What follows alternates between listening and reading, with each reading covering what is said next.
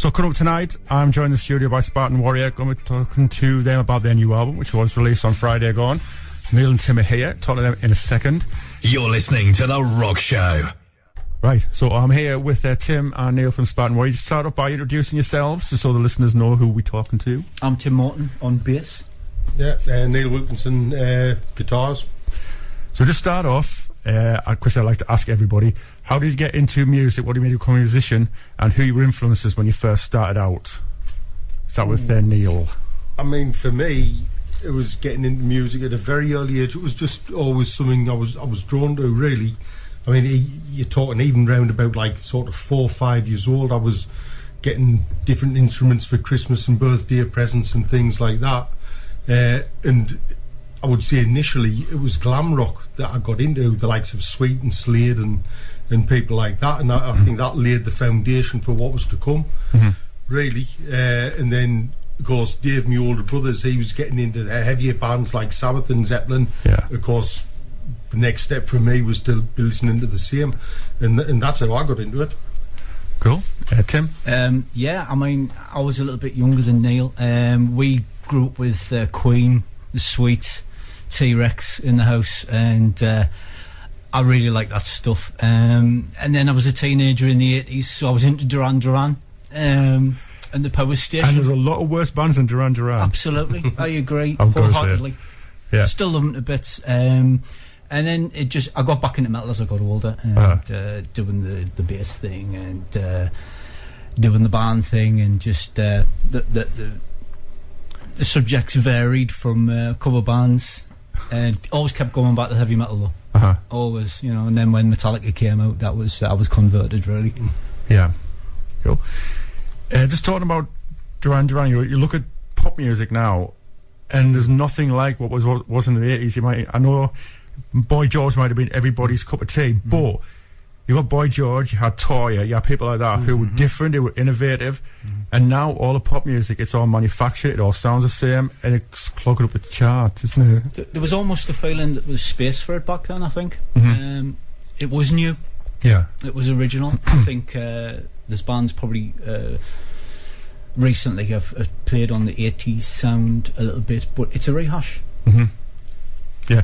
Well, I think a lot of it's like the talent show culture as well, whereas like when I was a kid, you started your first band with your mates, and it was a social thing as well, where now it just seems to be a thing where people get into it and they want immediate success. They don't want to do the stuff trawling around pubs and clubs and doing covers and pushing your 412 to your rehearsal on a skateboard, you know, which is what I did. It's weird you should mention that. Did you watch the old grey whistle test the other night? Yes, I did, yeah. Do you see Dave thingy from Eurythmics? What's his second name? Dave Stewart. I forgot his name there. How could I do that? Dave Stewart, and what he said about the record industry, how it's sort of like, I'll not say the word he said, obviously, because I get wrong, but it's, you know, the band, they want immediate, the record labels want immediate success. If they don't get it, they mess up the bands. Yeah. Clean a word that he said, and then they just chuck them. Yeah. And that's the way it is. They forgot who they were. What are you doing here? Yeah. You dropped. I think he's right. Yeah, I think I heard somebody use the phrase fast food music at one point. Yeah. Good expression. It's instant gratification, and then it's been for the next thing. Yeah. And I think especially bands back in the day like Queen and stuff, I think they talk about how labels would invest in a band and not just drop them if they weren't immediately successful. They would work with a band because to sign them in the first place, there was like quality control in music. You had to have something to get a deal in the first place. So once the company had invested in the band, it was in the label's interest to make it work as well. So, and I think that's sort of at the bottom of it all, really. It's very disposable now. Yeah, shame. It is. Yeah. I mean, sort of staying along the same lines, I remember there was something on a Music Week's website a while back, and the guy who manages Little Mix, he was saying that pop bands put 100% more effort in than rock bands, which I think a lot of rock bands are really happy with that one. And I was reading down the comments, and some guy says, well, I present a rock show, and I feel that all the rock music is a rehash of the 80s, of the 90s. There's nothing new, nothing innovative. But what I think he seems to have forgotten is the music's been around over 50 years. Rock's being mixed with opera, it's being mixed with hip-hop, it's being mixed with even dubstep. So what is left? I mean, pop Where do bands you are the go? same. Yeah. Pop Where bands do are you the go? same. Yeah. The last innovative thing for pop bands is where you had a girl singing and a guy rapping, or vice versa. That's been done to death. Yeah. At one point, Pitbull had 40 songs in the chart because he was on everybody else's song. Yeah. So it's not just rock that's No. not innovative. It's music in general. Well, I don't think that's a bad thing, because I think you need, a genre has certain characteristics that makes it what it is, and if it doesn't have those characteristics, then it isn't that, it's something else. Yeah. So is metal going to have two guitars and a bass player and a drummer and a singer? Of course it is. Are they going to play in a certain way? Of course they are, because that's what makes it what it is. Yeah. It's Oh my that God, simple we're for running me. out of ideas. What we're going to do? But I agree. I don't think it's a bad thing, because I mean, grunge come along. I didn't mind grunge. I thought it was all right. New metal, on the other hand, I hated it. For me, rock music has a guitar solo in the middle, and for me, the longer the better, and the screechier the better. I love guitar solos, and there was no guitar solo.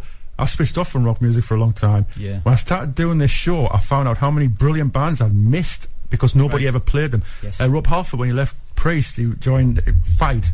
Right. And I missed out on them, but I picked up on them after I started doing the rock show, and I thought, these two albums are class. How did I miss these? That's it. Yeah. It's because they sort of pushed grunge and forced you to listen to new metal, and proper rock, if you like, was ignored. If you wanted that stuff, you're going to have to dig deep. Yeah. Yeah. And do you think it's still the same, pretty much, isn't it? I think it is. Yeah. Yeah. Pretty much. Yeah. We haven't known about that for a while. We'll sort of change subject, I think. Say the band split in 1985 and reformed in 2008. Why did you feel that was the right time to get back together? I mean, for me, at the time, I'd just finished with one band, and it was by pure accident, really. I knew I wanted to do something else, and even though I hadn't done Spartan Warrior for a long time, I sort of always wanted to do it again, even while I was doing other things. And I think round about that time, I think I was just looking around on the internet, and it was just out of curiosity. I did a search, and I was gobsmacked when I started seeing stuff coming back about the band, and I was amazed to see the people were actually bootlegging the stuff as well. Yeah, which was a bit of a shock. So I thought maybe now is the time, and I kept writing songs and stuff, so I had ideas there. Yeah. And it just seemed a lot of things coming together at that time to think maybe I should try and get it going again. And you joined in 2012, didn't you, Tim? How did you get involved with the band? That's right. I actually knew Dan on guitar from way back when, and he'd been working all over the place in different bands, and we'd always had jams here and there, and we'd done some cover stuff, just for a laugh, you know. And I think he'd always had it on mind to get a project going with me at some point anyway. We talked about it in the past, and obviously when he started working with Neil and Dave and Spartan Warrior, when they needed a bass player, my name came up, and the rest history is the same. Well, yeah.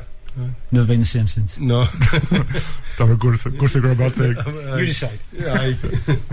So you obviously still involved with bands during like the hiatus, if you like, for the band. So you were in Wasted, weren't you, at one point? Yeah, it was for a bit, yeah. Just look at you and Moriarty in the Sith. Yes. Which is a great name, by the way. Thank you. So you still were involved with the music industry even during that period? I was, yeah. I mean, for a lot of after Spartan, I didn't do anything for a while. Although I might have to say, even when Spartan Warrior had split up, there was still me, the original drummer and bass player, would still meet up, would still rehearse, we would still write songs.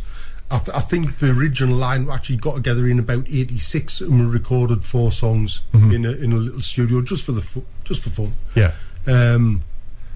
And then eventually we decided just to call it a day. We had various people coming in and out, and it wasn't really working and stuff. So we decided to call it a day. And then I just tinkered and did covers bands for a bit, and ended up in a club band doing rock covers for 10 years, which was a load of fun. That like, it was a 10-year laugh. That like, and then after that, it was a friend put us on the Wasted thing. Went down, did the Bournemouth, did an audition, got the gig, started writing for the second album. Then the wheels came off, so I didn't get to play on that album. Oh god! and then, like I said, that brings us up to the day when I decided to reform Spartan Warrior. But in various ways, I was still involved playing pretty much all the time. Yeah. So do you obviously have like day jobs, if you like? I don't at the moment.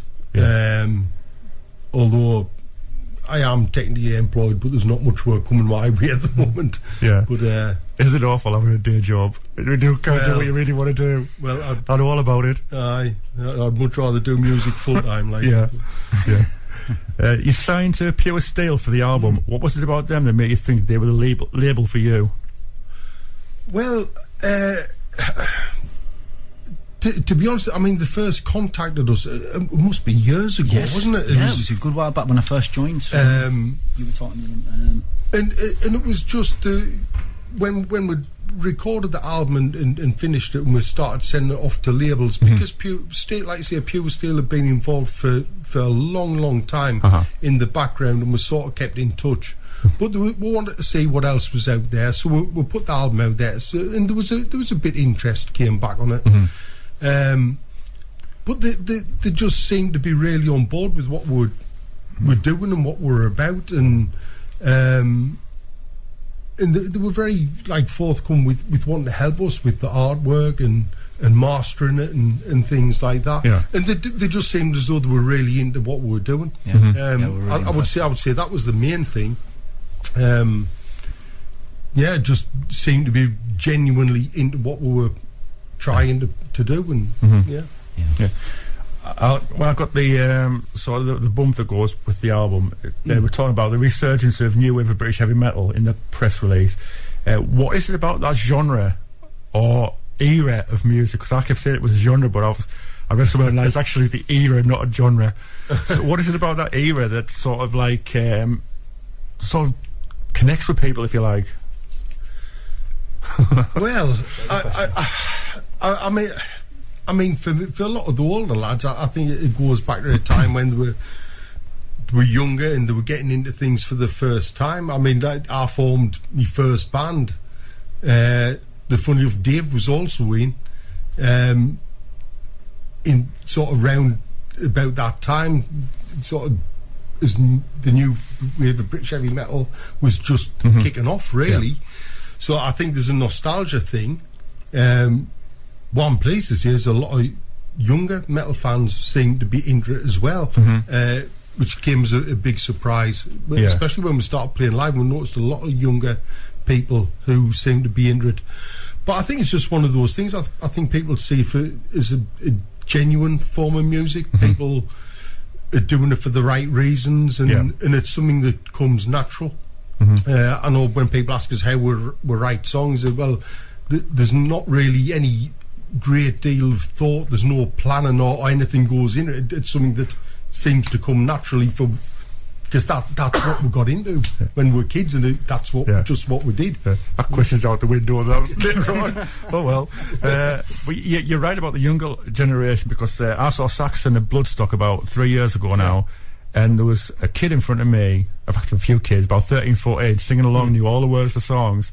Also poked by a night and he's sober in the mind. But you're right, the younger kids are sort of getting into rock music. My nephews, they're like 14 and 15 now. They both like some of it. I can't get them to listen to heavier stuff, but they do quite like AC/DC and Guns N' Roses and stuff like that. But mate, when one of them was like 6, I think it was, he was down in Mum's house and I was there, and I put Scuzz on and Slipknot come on. They're like, what do you think of this band? He goes, he like looked at this telly, saw the masks and ran out the room screaming like, oh God, I'm scarred for life, I'll get killed here. And sort of this headlight popped round the corner further in, come and sat on the couch. He goes, love them. So he's going to see Disney on Ice with his mum and dad at Metro Radio Arena, and there's a Slipknot poster on the wall. He goes to his sister-in-law, it's my favourite band. And Joanne said, who's your favourite band? He goes, Slipknot. She goes, I'll bloody kill Uncle Paul. But you're right, a lot of the kids are sort of getting into the rock stuff, which is great. Definitely good for the future. It's great. Right, we'll play one of the songs now. I think we'll go with Bad Attitude, because the singles, a couple of questions down the page, so we'll get it out in a sec. Bad Attitude, tell us a bit about it before I play it. Bad Attitude. Well, it was just. I think it was one of the earlier songs we wrote for this album.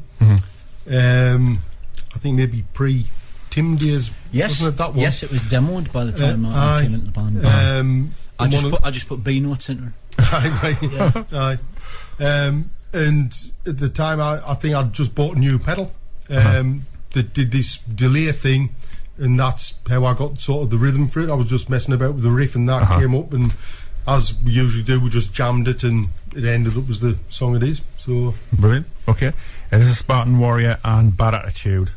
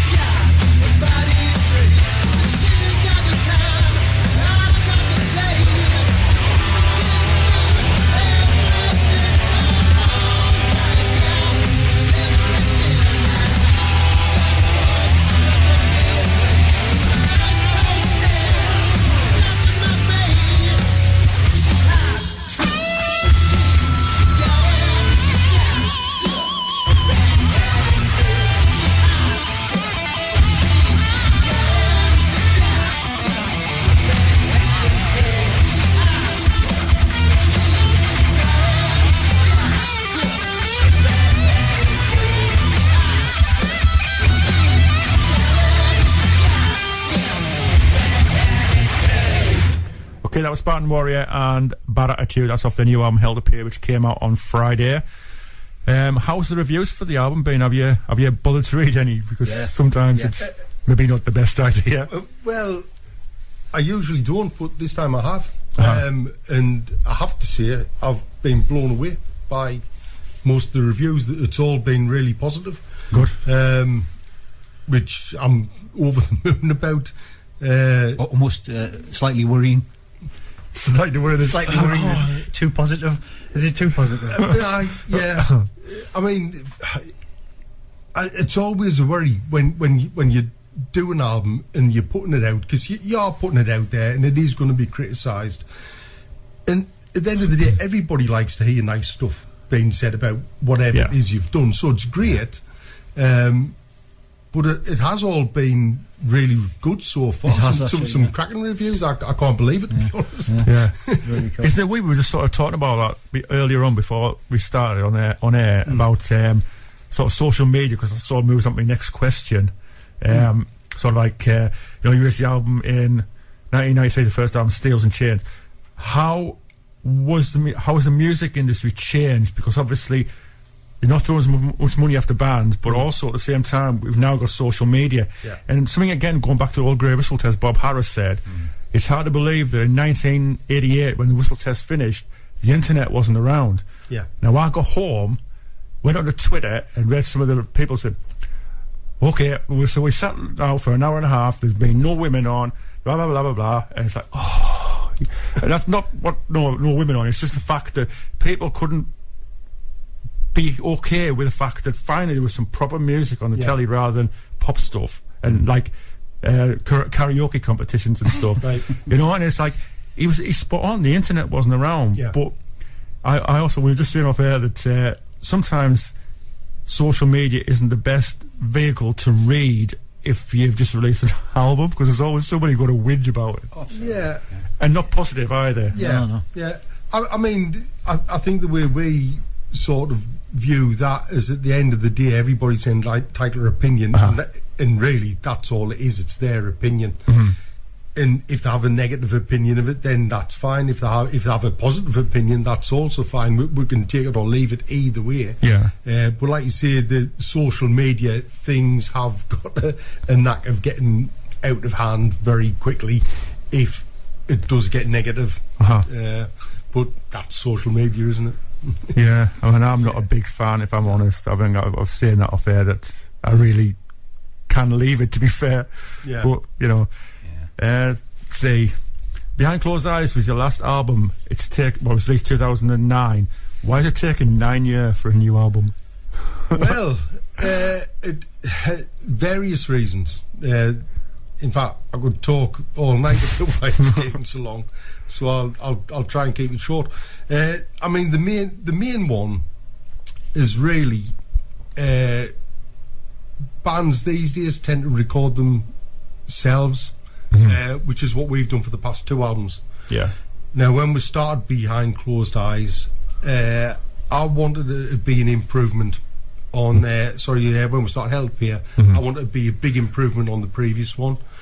So there was quite a bit of expense went into that, buying new gear. Then at the end of the day, I'm not an engineer, I'm not a producer, so it was learning how to work it, even researching things on mixing and recording techniques, things like that.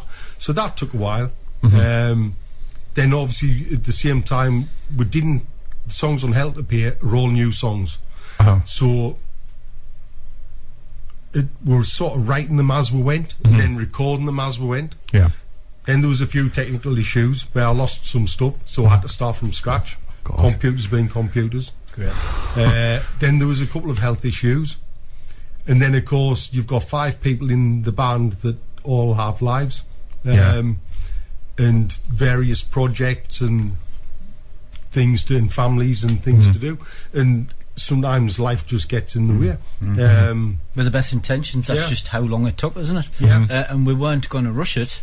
Well, no. And make a mess of it or anything like that. We wanted it to be right. And we think it is right. And it just, that is how long it took, and it's really I mean, it's hard to even explain why it took that long, really. I mean, it was a strange thing, because when I first got like a recording set up, I decided that once I'd bought that, the whole point of us getting it to record ourselves was so that we could take the pressure off. Yeah. So, and I've always sort of said, because it's me that does the recording and producing, that it just takes as long as it takes. And I don't know if everybody's comfy with that, but I'm comfy with it, and that's the way I like to work. Yeah. Do you know what? It's there So- now. And we're happy. Yeah. Yeah. Do you know what I mean? We're happy with So, it. so yeah, various things. Taking time writing songs, health, life. Life just gets in the way. Yeah. Yeah. So we'll say, you released "Covered in Lust" as the first single from the album. Why did you choose that particular track to introduce the fans to Hell to Pay? Well, to be honest, we let the company choose. Right. We let the label choose what they were going to release for a single. Mostly because we all have different favourites for different reasons. Yeah. Now, the label contacted us and said, pick 2 songs, which would you like to go out as a single? And I think we all gave our 2 favourites. Now, I don't think we came up with the same 2, did we? So No, there was some overlaps. yeah. So in the end, we sort of thought it was probably a good thing that somebody from Made the decision. outside Yeah. could take a look at a song an for what it objective is, opinion.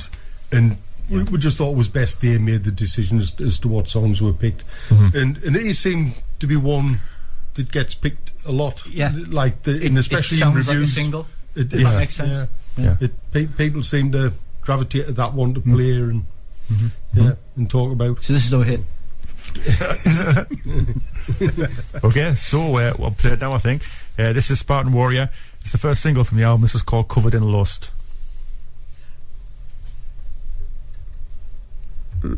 Tell you what, I will play that again because I had the volume turned down. What a div. Right, recycle. Right, sorry about that. This is Spartan Warrior.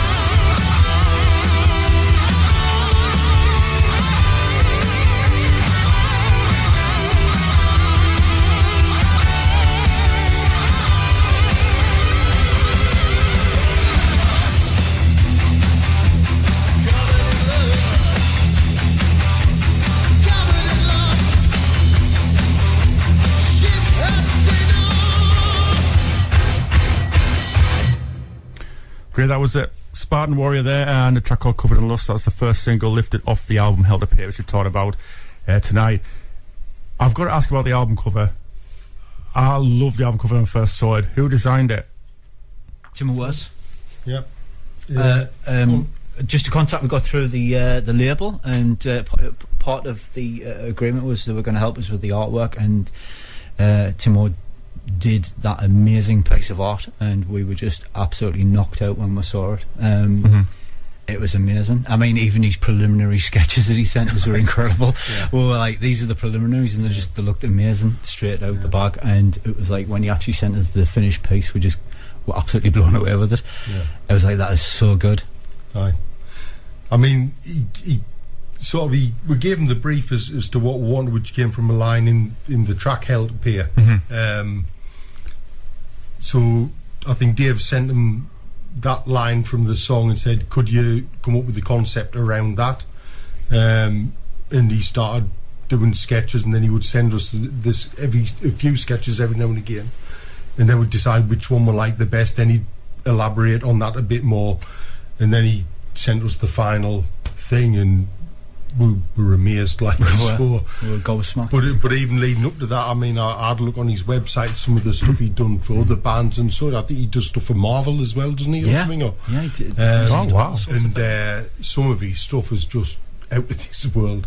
Some really, really good stuff. Like, check his stuff out if you can get the link. Well, to be honest, I mean, I saw his name, but I never looked at his website. Where I wish I had known when you said that. That's amazing. I've been sharing some of his stuff on that he's been doing just this week, and he just stuff of films and all sorts, you know. And it's just incredible. It just knocks you out, you know, how good it is. The depth and realism he gets is amazing.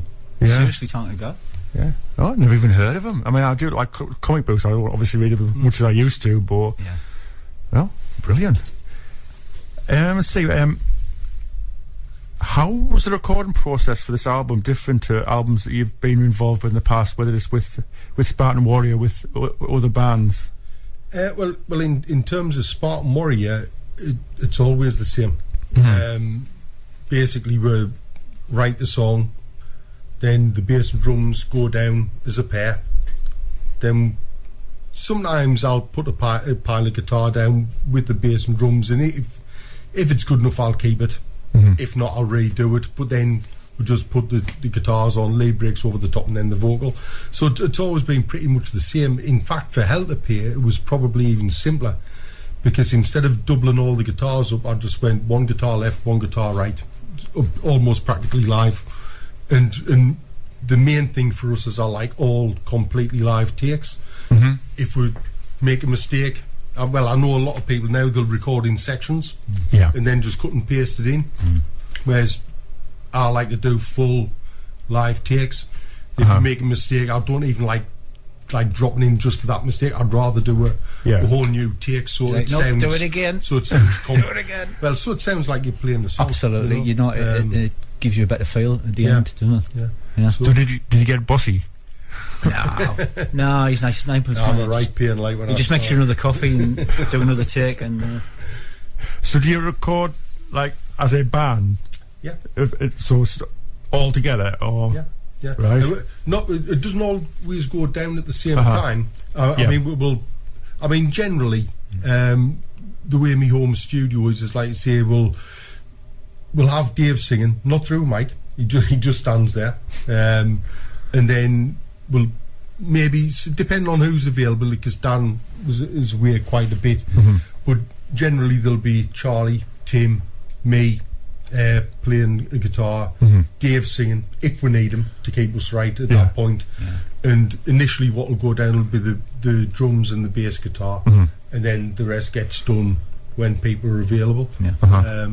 Last thing being the vocals to go on. So it's pretty straightforward. Did you find you had to do many takes, or was it sort of just natural, if you like? It depended on the song, to be honest. I mean, like, see, if sometimes if we were recording a song as we were writing it, maybe if I didn't have a set lead break, I'd take a bit time and spend a bit of time with it and try and get something. But once we decide to actually get into recording it, because we rehearse every week regardless, it pretty much went down pretty easy, Brilliant. Now, you were co-headlining Funeral Fest on March the 3rd in Barrow-in-Furness. What's that about? And to be honest, what a great name for a festival. It's subtitled or after it is called A Night of Misery, Mayhem and Melancholy, which I just think is absolutely amazing. Will we be the misery? I think I'm the melancholy, probably like, I'm the mayhem. We're going to get there first through the snow. If we get there. It's only 6 days away, isn't it? Yeah. Just realised that. Yeah, let's hope the snow's melted. And hopefully we'll actually get there. Well, I mean, we asked to do it by one of the guys in Repulsive Vision, wasn't it? Yeah. Matthew. Yeah. And Gaz Young out of Avenger as well, who also plays in Repulsive Vision. He asked, I think he contacted Dave and said, did we want to do it? I think Avenger had done it last year and said they had a great time. Right. So we thought, well, why not? So, sign us up. So, unlikely as it sounds, Barrow-in-Furness used to be a place I used to play with Moriarty and the Sith years ago. Right. And it always used to be a cracking gig. Right. Always used to be really good. And, we couldn't believe it. It was like, wow, we found somewhere that's just amazing. Yeah. And it just works well. So hopefully there's the same. And we're not until midnight or something. Something it's late. Whether people are still awake, I don't know. Yeah. Whether we're still awake. If that had been further up here, like closer, like north east, I would have loved to have gone down just because of the name. I don't care. I just want to go because of the name. But money's a bit tight at the moment, so we'll be travelling down there. Right.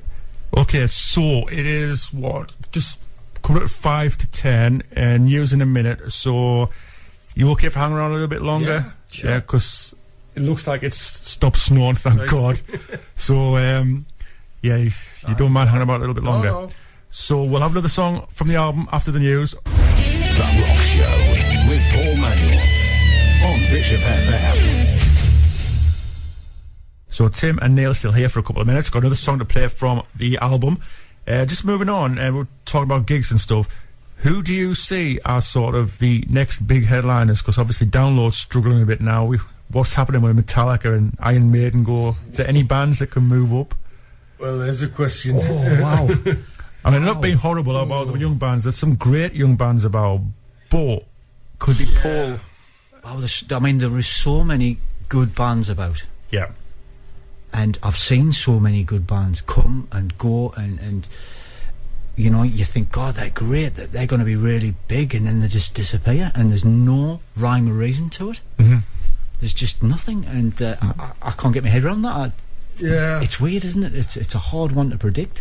I've found the same since I started doing this. I talk to local bands, especially. I can talk to one, and then next week, we're taking a hiatus now, and I'm thinking, have I just cursed them? Because there's so many bands that I've talked to, and then they break up a few weeks after. It's like, I know. What have I done? Yeah. Why have I? Is it my fault? What have I done? Oh my God, no. But, you're right. You do. There seems to be some bands you think, them. And they've got it. They've got it. Yeah. Whatever that is, they've got it.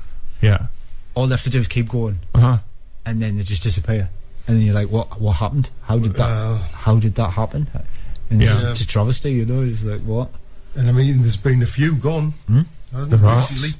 Lots. So, Yeah. you have that. But again, like the question you asked before, investment from record companies for artists and sticking with them and building them up and getting them to that point. Maybe it's a question of bands just aren't supported as much as they used to be.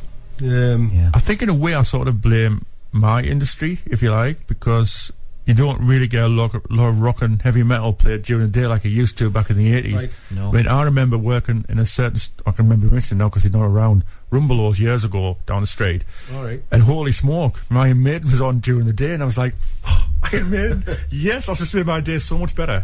Do you know what I mean? It's now there's no way on earth Iron Maiden will get played during the day. Yeah. It's a crying shame. Yeah. It really is. I mean, it's not popular, but it is.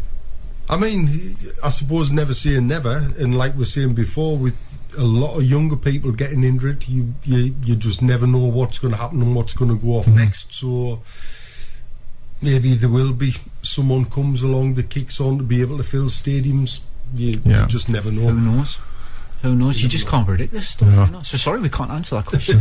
Sorry. That is an impossible question. It is, really, It isn't really it? is, isn't it? When you actually think about it, Yeah. it's so hard to even try to. Yeah. Because what you think's sense a of it. brilliant band, or what I think's a brilliant band, other people might not, and it's like, and there it is, isn't it? It's That's opinion. the Just opinion. all down to opinion. Yeah. yeah. Right, so what is around the corner for you? Obviously the album's just come out. You've got Barrow and Furnace, the Funeral Fest, in what, 6 days time or so? Yeah.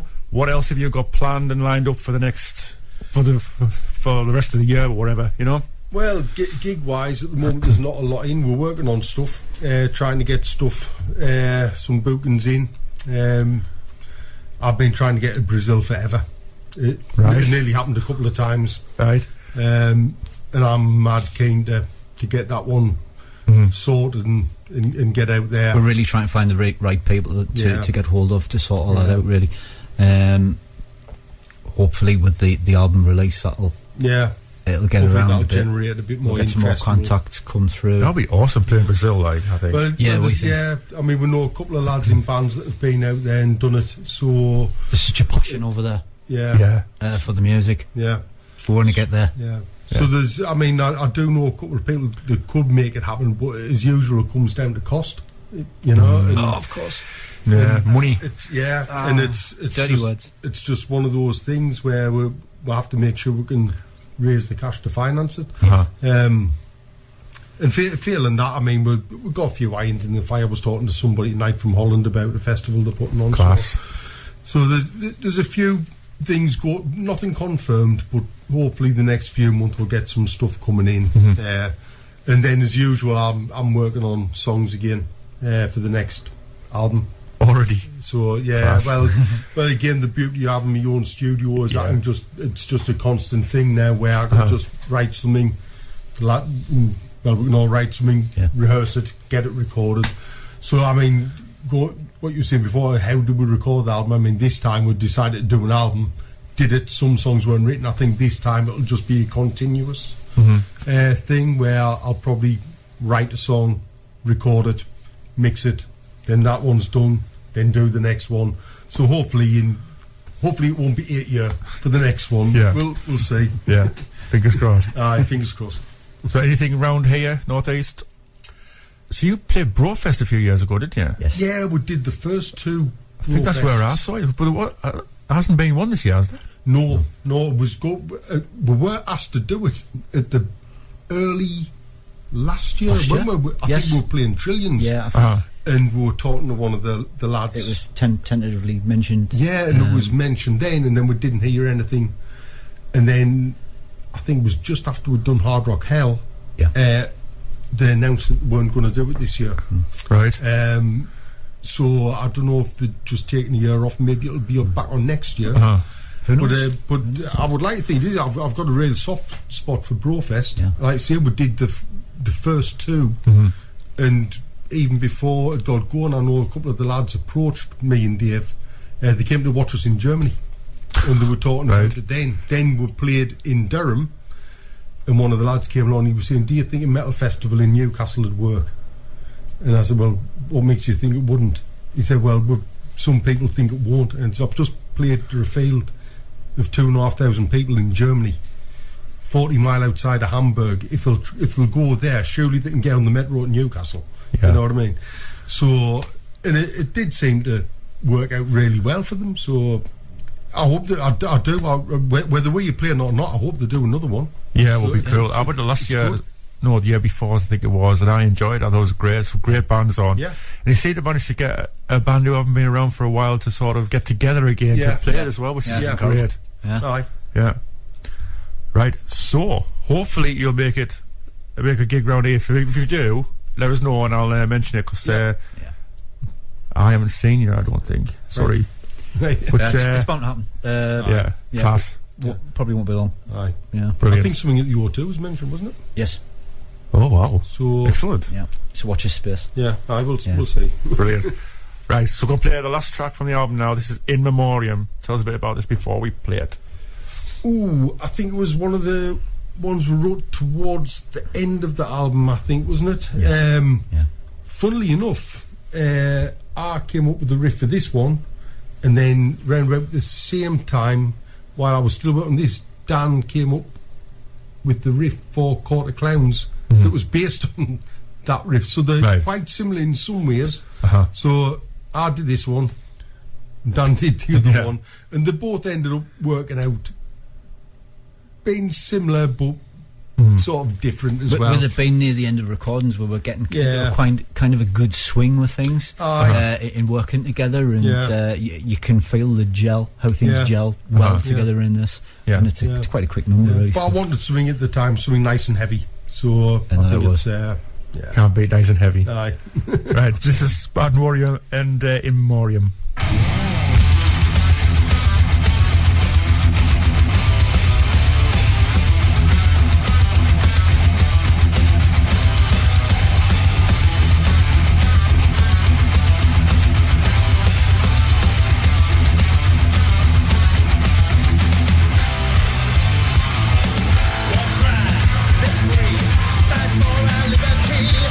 One flag, one God, nations of the brave.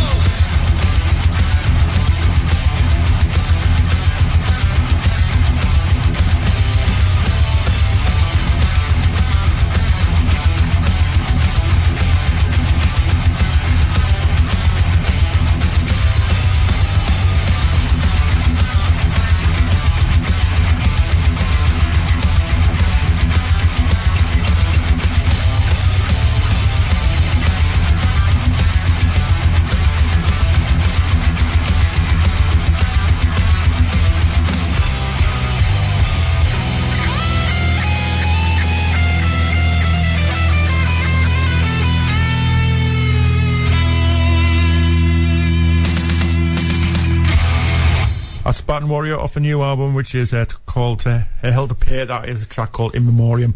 So, thank you for coming in, even though the weather's been absolutely atrocious. I felt like an ice road trucker. It's a dangerous road. Bad. God, so you're going to have to let us know, as I say, if you've got any gigs around here, and I'll mention them, and I'll have to get along myself. So don't put it on a Tuesday night. Yeah. Right, Tuesday night's out. Right, do you want to... Anything you want to say to finish off? Yeah, just shout out to Alan Lawson, because I know he's listening tonight, and hi to Terry as well, because I know she'll be listening too. Cool. No, I'd just like to thank everybody for the support and, you know, the stuff with the going on with the new album and stuff, and it's all good. So, Cool. Thanks for having us. No problem. So good luck with the album. It's out now. I'm here with Steel. Spartan Warriors called Hell to Pay. Yeah. Good luck. Cheers, mate. Cheers. This is Bishop FM.